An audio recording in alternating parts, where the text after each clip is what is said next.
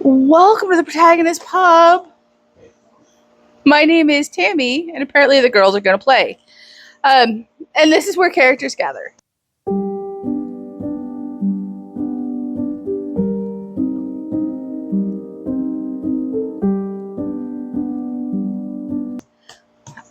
It is time for my September pile of possibilities. And it really is a pile of possibilities this month. I have a bunch of stuff in progress that, for the most part, I'm leaving off of this pile because you've seen it in months past. And life has been a little crazy around here.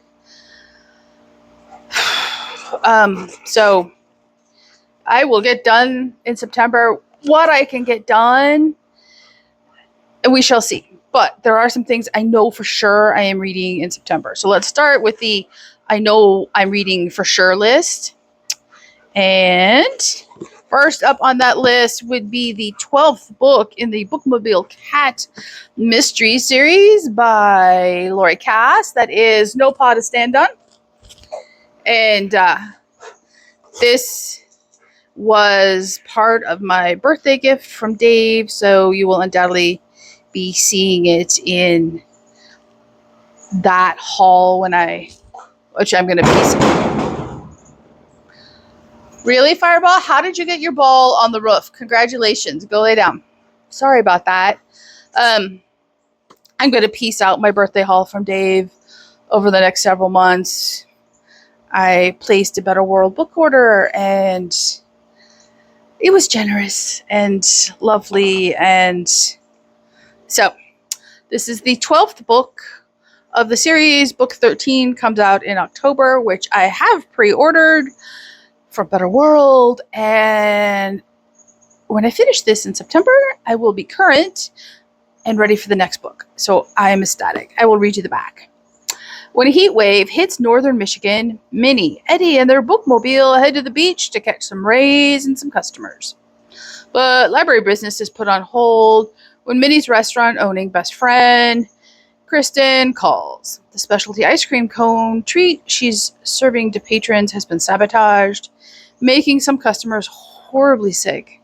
Kristen needs Minnie to sniff out the culprit fast, or the restaurant's reputation will be destroyed forever. Minnie and Eddie are hot on the tail of a suspect when an employee from another restaurant is found dead. Could the poisoning and the murder be related? It'll take a feline to catch a felon.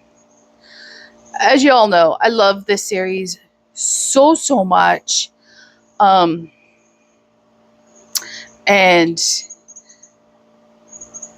yeah, I am very excited about this. And the fact that it takes place in summer, I'm here for, because it is definitely still hot here in Texas. Definitely still hot here in Texas. Okay, next up would be my buddy read with the lovely Lucy over at the Lucy Chronicles. I will leave her channel link down below. And this too was another Better Worlds purchase, and I am very, very much looking forward to this. Yeah, this is the last book haul that you get to see in advance of the book hauls. So that is The Exchange by John Grisham. This is the sequel to The Firm, which is the book that set John Grisham on the path to fame and fortune. So I will read you the back, or the flap. What became of Mitch and Abby McDeer after they exposed the crimes of the Memphis law firm of Bendini, Lambert, and Locke and fled the country? The answer is found in The Exchange, the riveting sequel to The Firm. It is now 15 years later, and Mitch and Abby are living in Manhattan, where Mitch is a partner at the largest law firm in the world. When a mentor in Rome asks him for a favor that will take him as far as Istanbul and Tripoli, Mitch finds himself at the center of a sinister plot that has worldwide implications. Once again, Mitch's colleagues, friends, and family are targeted. Mitch is a master at staying one step ahead of his adversaries, but this time, there's nowhere to hide. Yeah, I know that as soon as I start this, it will be one of those I have to finish it books, and I'm not going to lie, I am very, very much looking forward to this. And this, just like No Paw to Stand On, was in perfect condition from Better World. I'm just trying to pick off a little bit of sticky from their labeling system. And I have another video coming out. I haven't filmed it yet, in which I'm going to talk about Better World a lot. So, something to look forward to. Okay. And that brings us to... Well, no, I have one more definite. So, The Divine Comedy by Dante. I am once again doing the 100 Days of Dante. I am determined this time to keep on schedule and on track. It actually begins the day I'm filming this, which is the 25th of August. And it's, the schedule is published. It runs through April of next year. So this is just an ongoing read. Don't expect me to, by any stretch of the imagination, finish The Divine Comedy in September, because I promise that is not happening.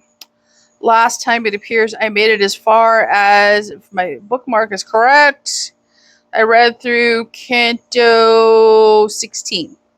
I didn't make it very far. There's no excuse for that. So I will do better this time. Of that I am assured, because I am determined. This also counts as Catholic fiction for September. I have a couple of other choices, but I didn't bring any of them out. So just, be on the lookout on my socials for the Catholic fiction for this month. And we shall see. Okay. I am going to continue reading. I will finish it this month. I am determined.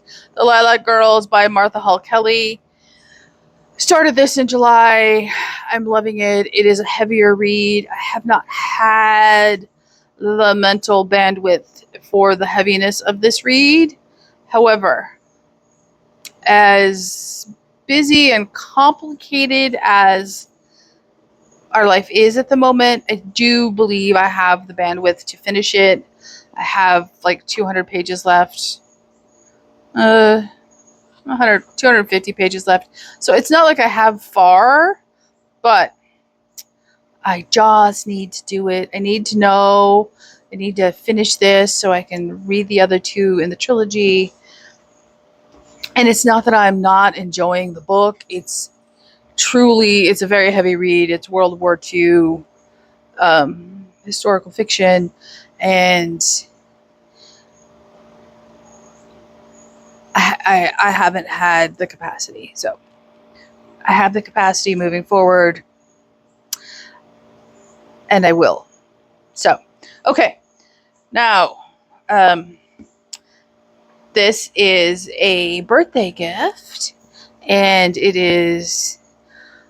Never read this author, but the giver of said gift loves this author. I trust her reading taste immensely. And I want to dive in. And this was first published in 1990.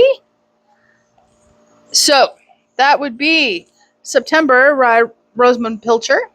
It's a nice, big, thick, chunky boy to round out Big Book Summer, much like The Lilac Girls. And, with a title like September, I should probably read it in September. This was a birthday gift from the lovely Miriam.